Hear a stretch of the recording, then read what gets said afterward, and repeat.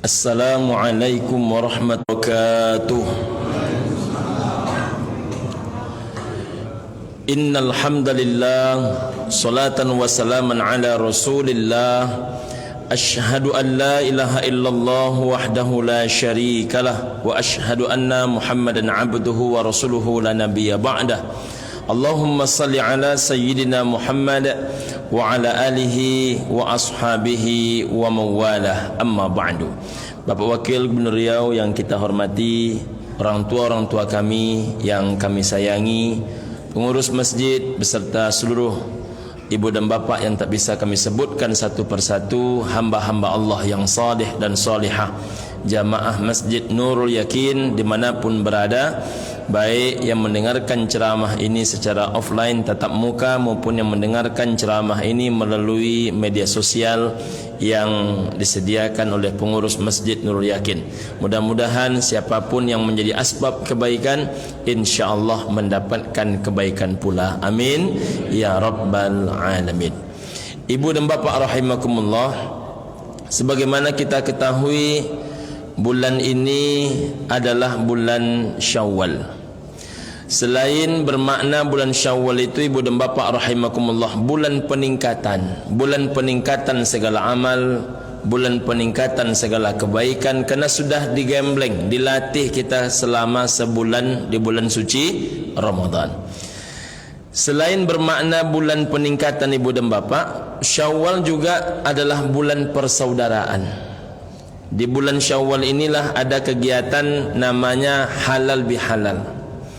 Di bulan Syawal inilah kita menengok tiap sebentar ada acara makan-makan. Di bulan Syawal inilah kita menengok, ibu dan bapa, orang paling banyak bersalam-salam. Pertanda bulan Syawal ini juga adalah bulan persaudaraan. Ibu dan bapa yang berbahagia, menjaga persaudaraan ini, ibu dan bapa, sebetulnya sama wajibnya, sama pentingnya dengan kita menjaga amal ibadah. Kalau amal ibadah yang kita jaga adalah dalam rangka berhablum minallah, sedangkan menjaga hubungan persaudaraan tentu dalam rangka berhablum minannas. Dan memang manusia itu hina kalau meninggalkan satu di antara dua-duanya. Kalau satu saja ditinggalkan bisa hina, apalagi meninggalkan dua-duanya. Duribat alaihimudz zillatu ainama sukifu illa bihablim minallah wa hablim minannas. Itu kata Allah Subhanahu wa taala, ibu dan bapak, ayah bunda, akan ditimpakan kehinaan itu kepada manusia dimanapun mereka berada, kecuali orang yang baik berhubungan kepada Allah, hablum minallah, maupun orang yang baik hubungannya dengan manusia, hablum minannas. Ada orang hubungan dengan Allah baik, tapi dengan manusia tak baik. Ada pula kemudian ibu dan bapak yang berbahagia, orang dengan manusianya selesai, dengan Allah tak selesai. Jadi ada orang beranggapan kalau hubungan dengan Allah selesai, dengan manusia ini terserahlah, selesai tak nak selesai terserah ajalah. Dan ini tak sekali dua kali kita dengarkan. Yang penting awak jago solat awak jago puasa awak jago ibadah awak. Kalau manusia kau nak bisa awak berikan penilaian, terserah mereka lah. Mereka nak senang kepada kita, senanglah. Kalau tak nak senang, terserahlah. Tak bisa macam tu. Karena ibu dan bapak rahimakumullah, manusia itu baru dianggap baik, salah satunya manusia itu memandang dia baik. Bagaimana zat yang maha baik menilai kita baik kalau seandainya istri kita saya menganggap kita tak baik? Bagaimana zat yang maha agung, yang maha suci, yang maha terpuji, yang maha besar menganggap kita ni istimewa bila anak kita saya tak menganggap kita istimewa? Bagaimana zat yang maha tinggi menganggap kita ni spesial kalau orang yang paling dekat rumahnya dengan kita pun tak menganggap kita spesial? Maka ibu dan bapak, kalau lo ditanya siapa Nabi? Nabi selain sebagai Nabi adalah suami terbaik. Nabi selain sebagai Nabi, ayah terbaik. Nabi selain sebagai Nabi juga adalah seorang keluarga terbaik, saudara terbaik. Nabi sebagai seorang Nabi, pemimpin terbaik. Nabi selain sebagai seorang Nabi, sahabat terbaik.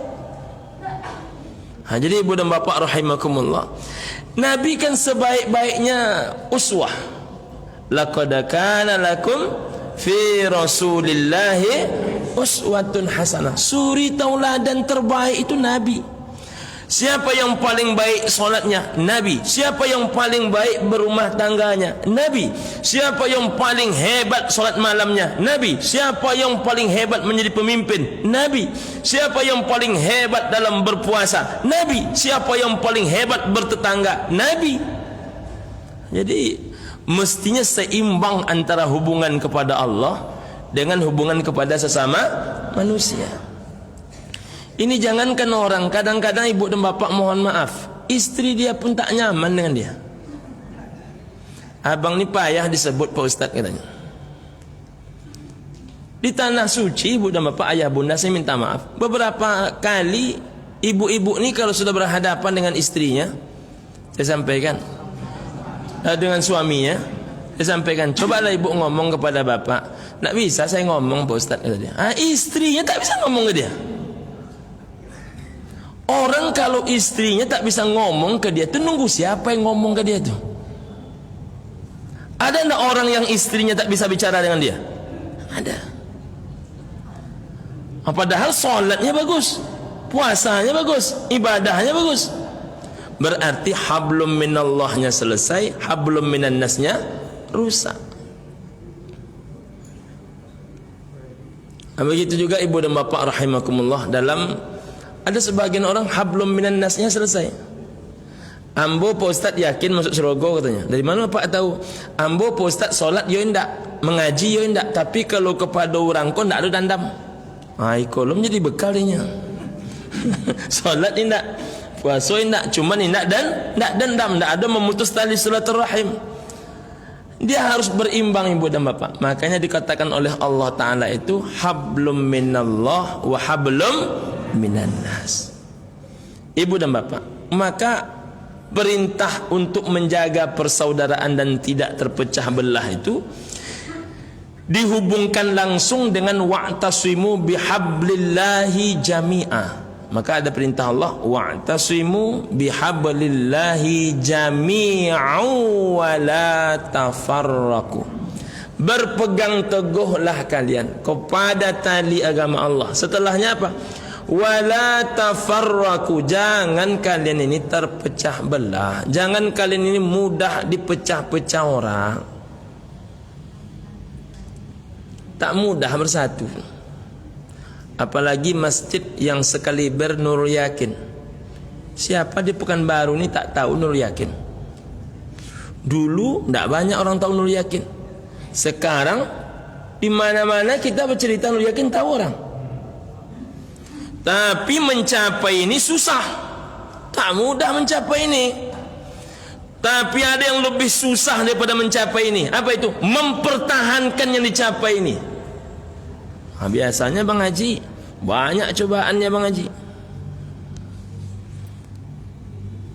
Betul Pak. Membuat sesuatu yang biasa menjadi luar biasa itu sulit. Tapi mempertahankan keluar biasaan itu jauh lebih sulit. Sesuatu yang berserak menjadi terkumpul, mengumpulkan itu sulit. Tapi kalau mempertahankan yang sudah terkumpul jauh lebih sulit. Itu harus dipahami oleh semua orang. Maka jangan kita ni mudah terpecah belah. Saya banyak menengok ibu dan bapak rahimakumullah, sikit-sikit aja masalah.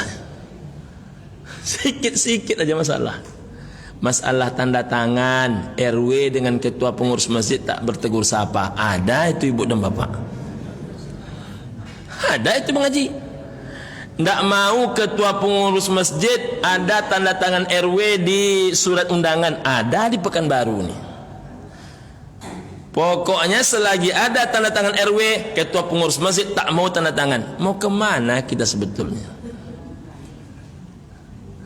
Ada pula Pak RW sibuk aja mengkritisi pengurus masjid. Ada juga Pak RW macam tu. Di Nurul Yakin yang aman-aman aja orang yang nampaknya. Aman kan Bang Oi? Alhamdulillah. Kalau tempat lain ada saja.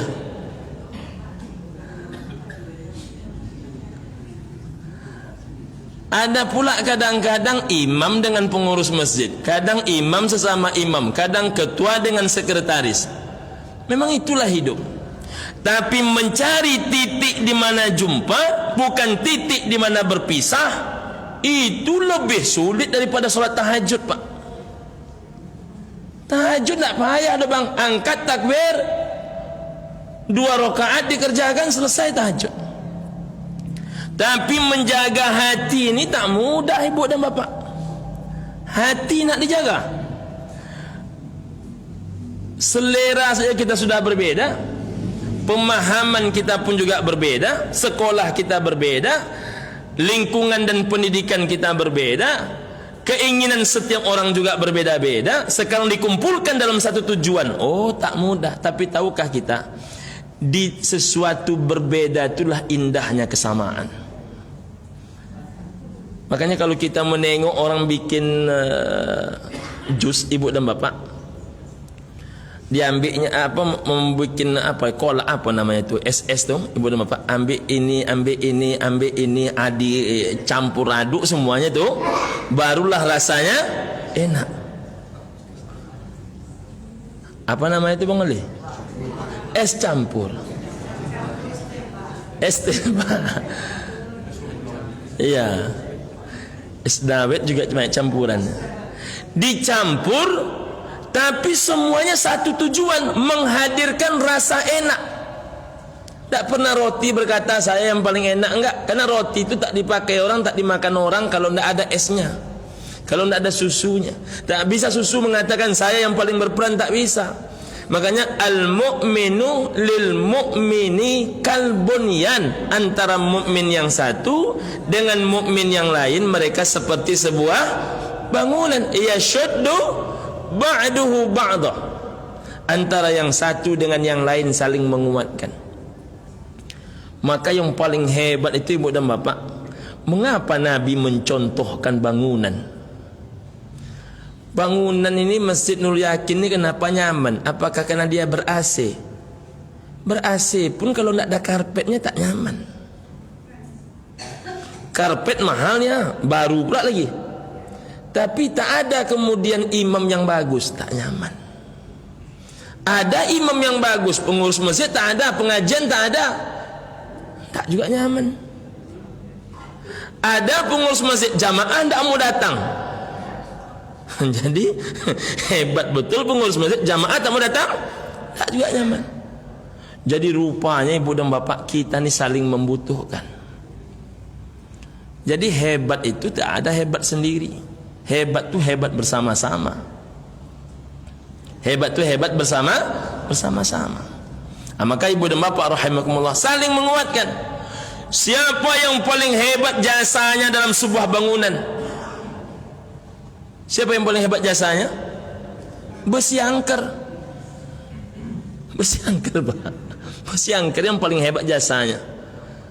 Kalau mau dikaji siapa yang paling sedikit jasanya, yang paling sedikit jasanya, kalau mau ditunjukkan, namanya cat atau wallpaper.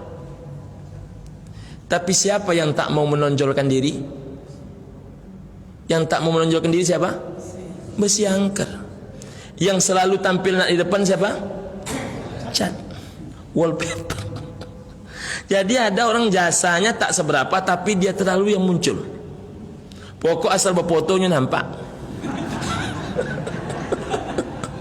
Ini bukan berarti menembak-nembak, ini tidak. Ini sesuai paham, ini ngaji macam ini biasa-biasa aja ibu dan bapak.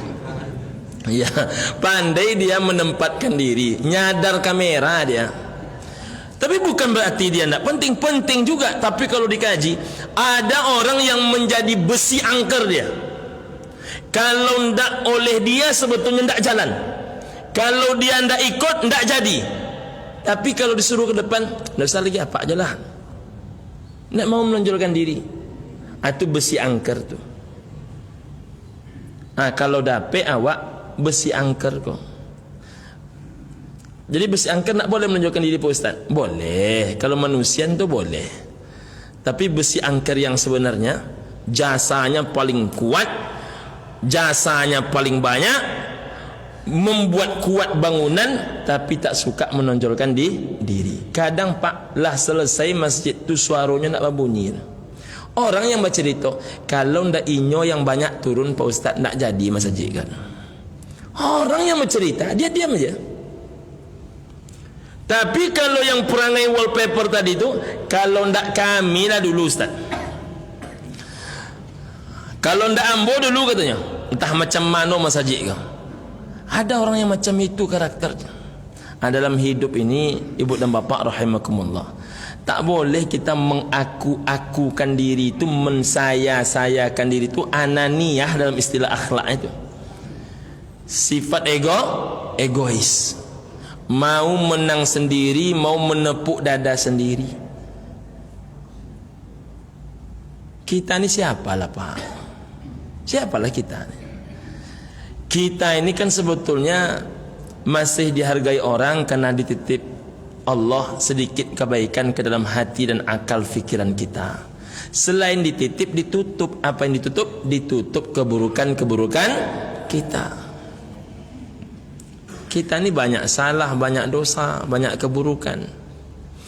Maka di tempat orang beramai-ramai ini cari titik berjumpa. Jangan titik berpisah. Tapi kami berbeda kaji Pak Ustaz.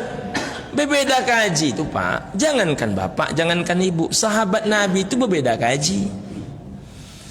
Tapi semangat persaudaraan di antara mereka jauh lebih hebat daripada perdebatan kajian. Kan dah sering kita sampaikan. Contohnya yang terakhir saya sampaikan dulu, antara Imam Malik dengan Imam Syafi'i. Itu kalangan tabi'in ya. Imam Malik berpendapat rezeki ini tak perlu dicari. Rezeki itu hanya perlu dijaga solat, dijaga ibadah, dijaga zikir kepada Allah. Maka bukan kita yang cari rezeki, tapi rezeki yang datang kepada kita. Imam Syafi'i tak sama pendapatnya. Kalau Imam Syafi'i berpendapat apa? Dicari itu rezeki. Dicari rezeki, berusaha dulu. Tak bisa berdoa-berdoa saja, tak bisa solat-solat saja.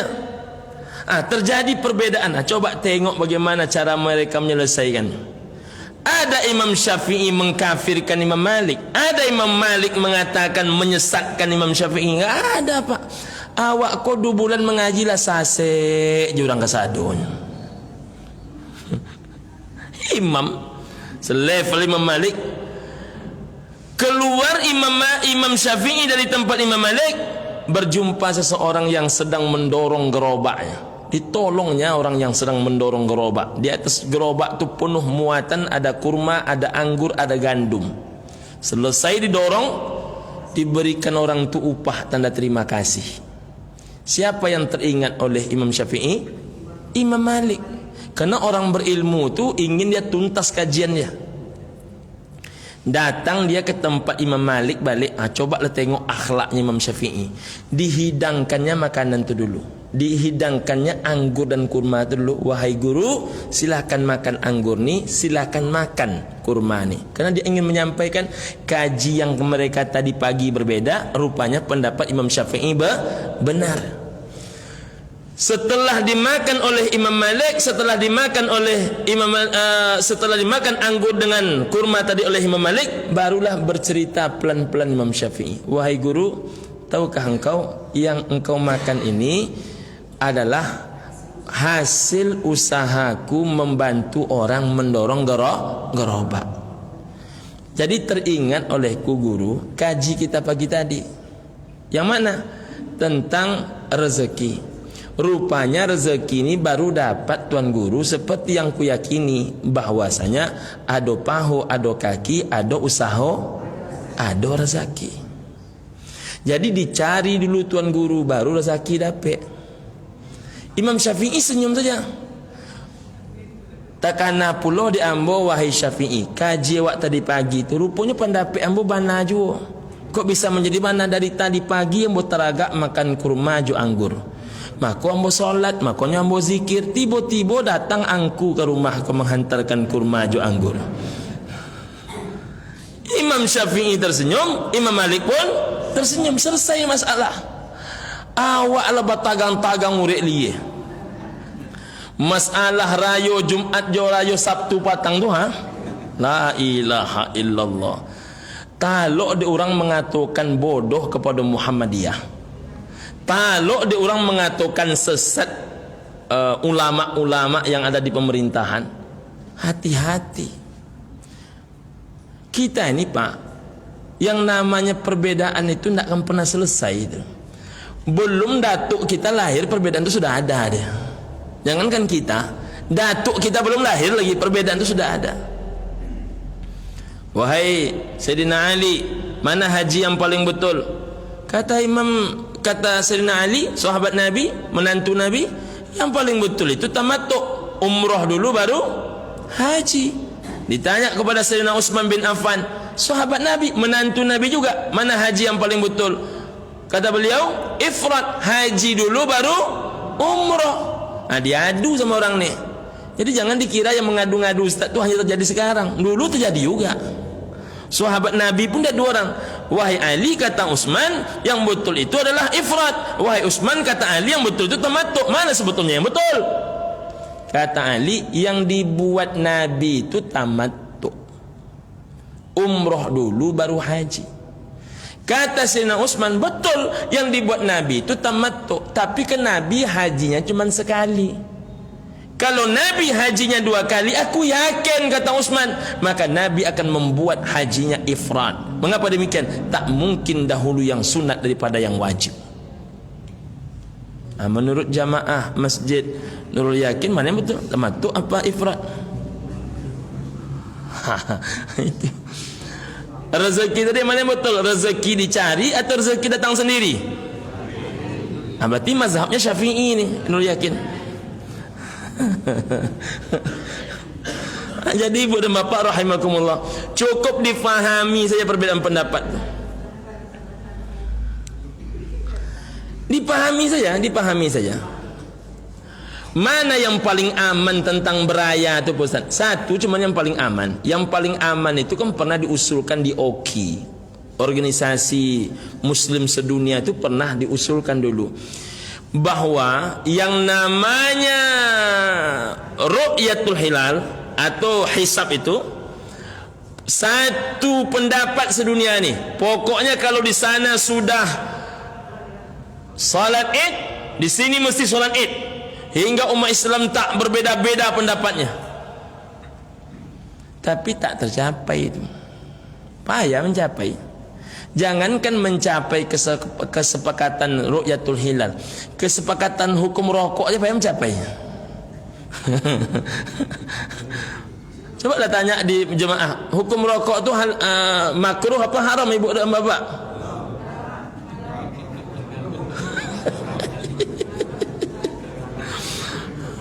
Itu baru ulama Nurul Yakin tu dah berbeda pendapat tu.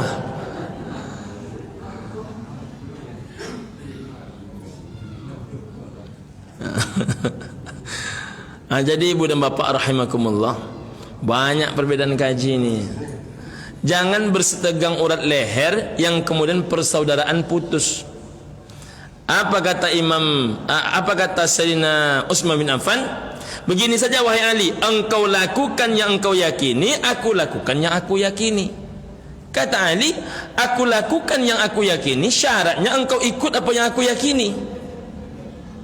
Akhirnya apa? Ikut Sayyidina Utsman bin Affan itu kepada Ali untuk menjaga persaudaraan.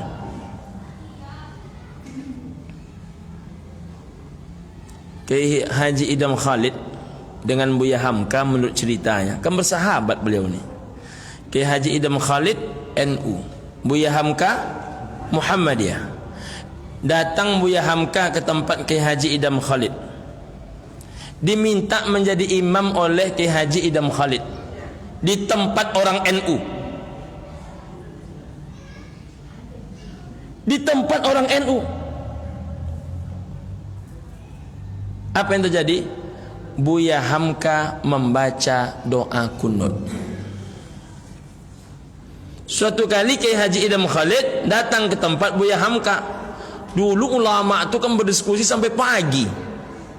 Ketika sholat subuh datang diminta menjadi imam. Menjadi imam lah Kiai Haji Idham Khalid di tempat Buya Hamka. Apa yang terjadi? Di tempat Buya Hamka rupanya Kiai Haji Idham Khalid tidak membaca doa kunut. Kita yang mencokak-cokak.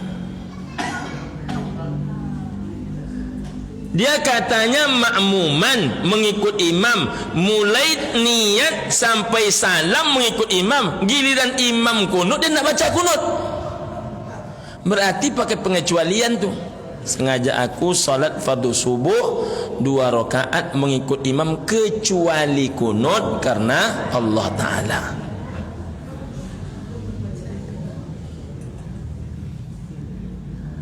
Jangan kita ni mudah dipecah-pecah.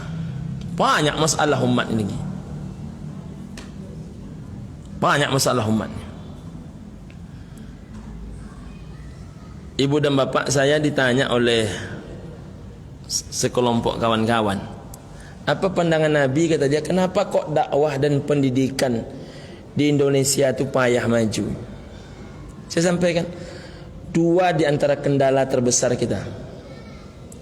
Pertama, tidak majunya kita berekonomi. Yang kedua, rusaknya perpolitikan. Maka kata Sayyidina Umar Ibn Al-Khattab, kalau ingin maju dakwah, ingin maju pendidikan, perbaiki ekonomi, perbaiki politik.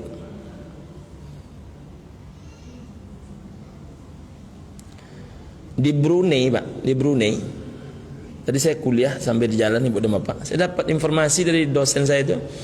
Di Brunei itu kata beliau sampai biaya pendidikan itu 40% dari dana APBN. 40%. Seluruh anak yatim ditanggung negara. Seluruh orang yang nak kuliah ke luar negeri ditanggung negara. Kalau anak yatim itu siapa yang nanggung? Tak jelas siapa yang nanggung.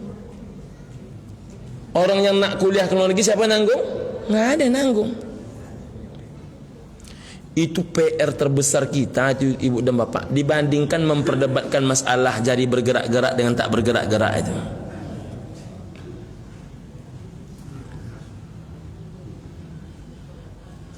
Tak mudah.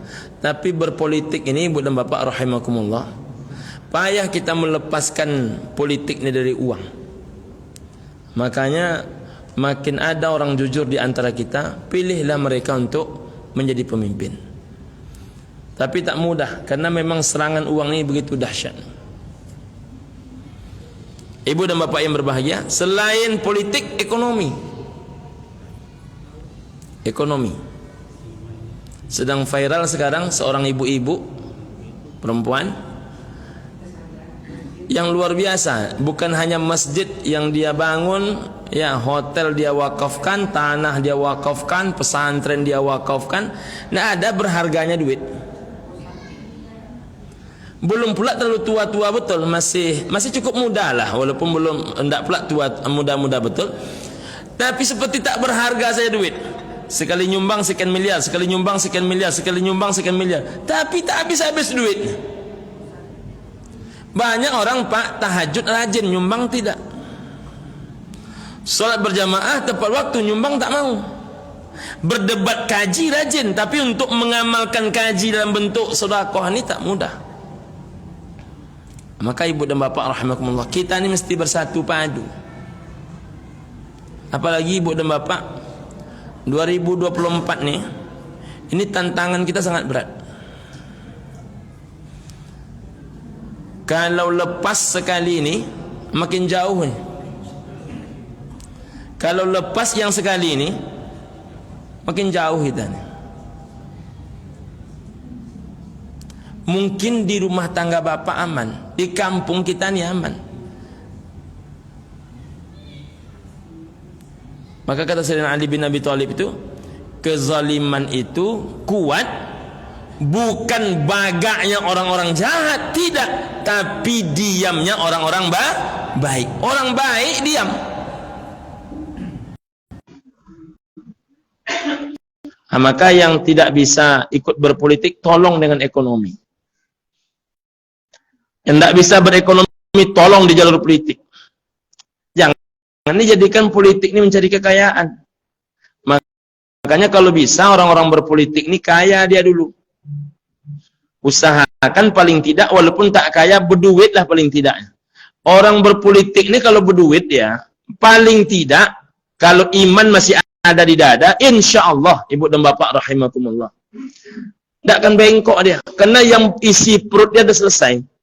Yang kacau itu di situ dia ingin berjuang, di situ dia mencari makan.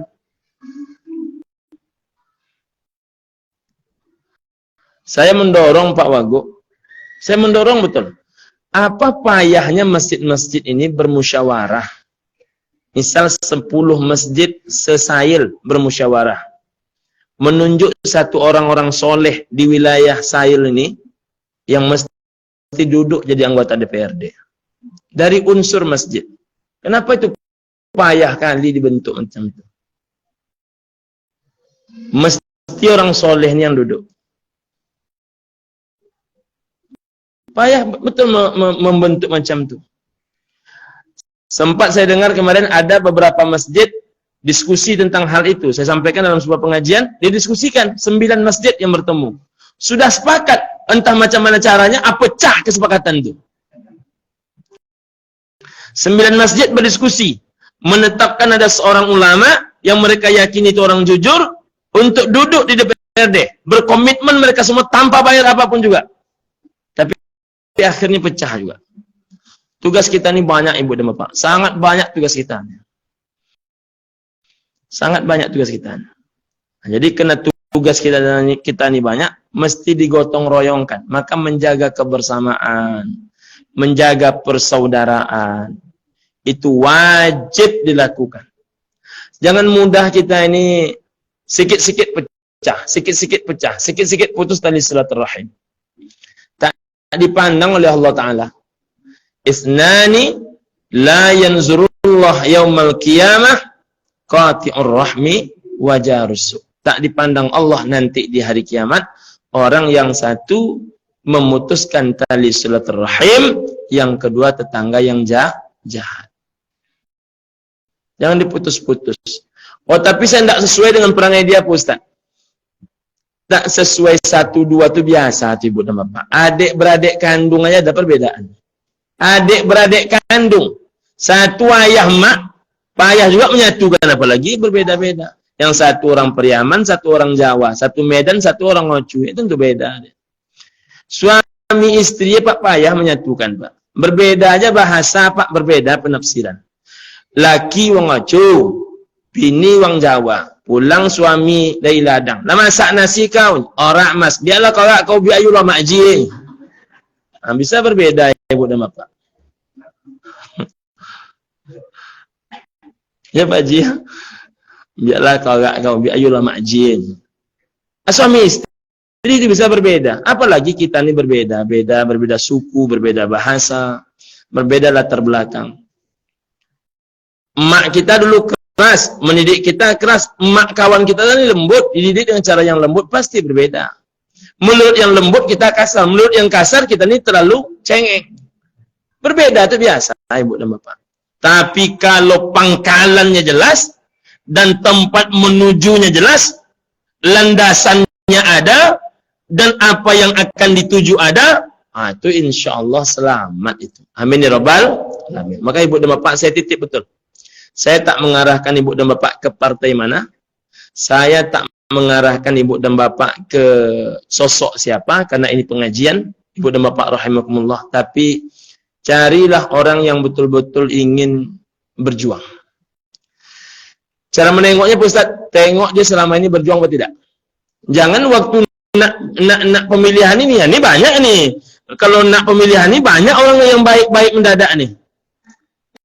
Tapi setahun yang lalu, 2 tahun yang lalu, 10 tahun yang lalu dia berbuat apa tidak? Tengok itu. Insya Allah itu lebih terjaga kemurniannya. Kalau kita mendapatkan pemimpin-pemimpin yang soleh, soleh di legislatif, soleh di eksekutif, apalagi ditambahkan soleh di yudikatif, insya Allah baiklah negara ini menjadi baldatun thayyibatun wa rabbun ghafur. Kita optimis ibu dan bapak, mudah-mudahan 2024 ini awal kebangkitan Indonesia. Amin ya rabbal alamin. Karena dahulu Turki Utsmani itu jatuh 1924. Janji Rasulullah itu setiap 100 tahun akan muncul pemimpin-pemimpin yang insyaallah membawa kebaikan dan rahmat. Amin ya rabbal alamin. Mudah-mudahan tahun ini momennya untuk Indonesia. Amin ya rabbal alamin. Itulah yang dapat saya sampaikan Ibu dan Bapak rahimakumullah. Terima kasih. Minta maaf zahir dan batin, dan mudah-mudahan Allah Subhanahu wa taala memberkahi kita semua. Amin ya rabbal alamin. Billahi taufiq wal hidayah. Subhanakallahumma rabbana bihamdika asyhadu an la ilaha illa anta wa astaghfiruka wa atubu ilaik. Assalamualaikum warahmatullahi wabarakatuh.